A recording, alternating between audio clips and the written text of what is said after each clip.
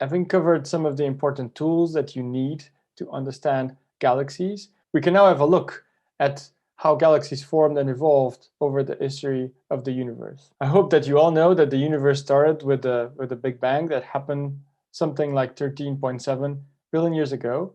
We already touched upon this radiation. This is the CMB, almost a perfect black body that we can see in every single direction.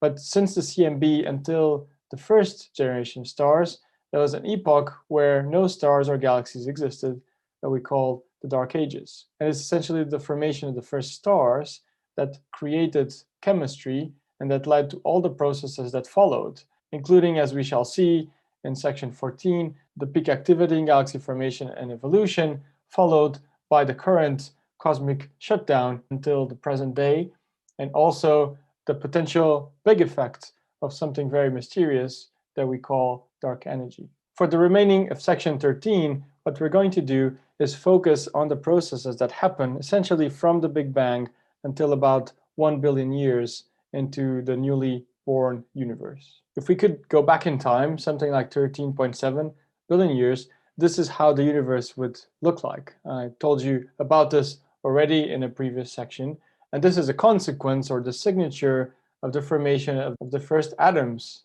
of hydrogen. We also understand that these differences, even though they're small, they are fundamental for how structure then actually grew to, for example, form galaxies and galaxy clusters around here and be more like voids in the lowest densities. We can explain all these fluctuations essentially by the fact that they should be amplified quantum fluctuations that existed in the very early universe just before an epoch that you may cover in cosmology that we call inflation, a very fast period of growth of the universe that led to quantum fluctuations be amplified to real fluctuations. It is because of the existence of these fluctuations that then dark matter and normal baryonic matter will very easily start to get together to actually form dense enough structures and halos to form the very first stars and then the first galaxies. Because dark matter constitutes something like 80% of all the matter in the universe, we understand that at least the very early stages,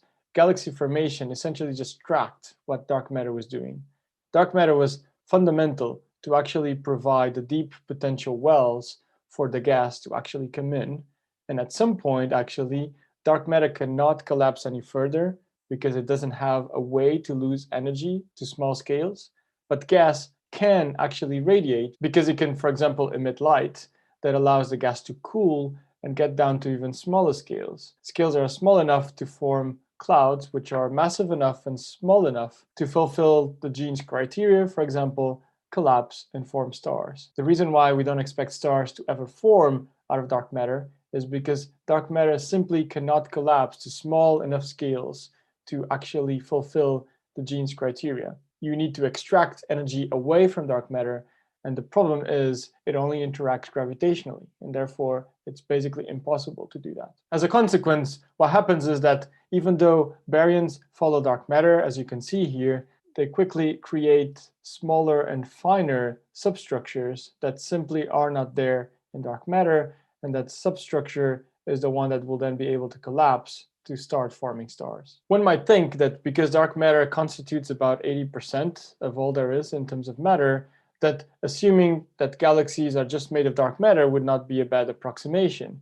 I mean, it's perhaps better than saying that cows are spherical or using the spherical cow approximation. Now, while saying that galaxies are just made of dark matter and actually looking at their properties based on that is not a bad approximation, in the very first, perhaps hundreds of million years, once stars start to form, actually it is a very bad approximation, and it actually deviates from the real universe dramatically. We'll see this further in section 14, but a way that we can think about this is say that after 13.7 billion years, we think that galaxies are basically just dark matter.